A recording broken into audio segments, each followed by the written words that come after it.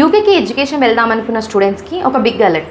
నేను మాధవి శ్రీరామ్లా from study abroad consults. 2026లో యూకే స్టూడెంట్ వీసాలో చాలా చేంజెస్ వచ్చాయి.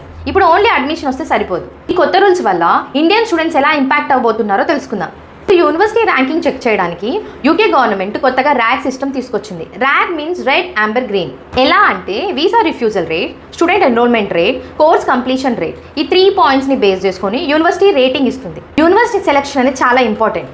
రెడ్ జోన్లో ఉన్న యూనివర్సిటీ సెలెక్ట్ చేసుకోకుండా అంబర్, గ్రీన్ యూనివర్సిటీ సెలెక్ట్ చేసుకోండి.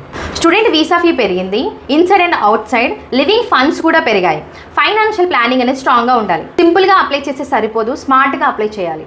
ఒక రాంగ్ యూనివర్సిటీ సెలెక్షన్ వల్ల visa rejection, visa delay, financial loss జరిగే ఛాన్సెస్ ఉన్నాయి. సో అందువలన ఎక్స్పర్ట్ గైడెన్స్ అనేది చాలా ఇంపార్టెంట్. యాజ్ ఏ కన్సల్టెన్సీగా right university selection, UK admission process, scholarship process, అలాగే financial documentation, complete visa success planning అందిస్తాం. యూకే వీసా ప్రాసెస్ అంత ఈజీగా లేదు. రైట్ గైడెన్స్ అనేది important. Safe and strong process కోసం please contact study abroad consults.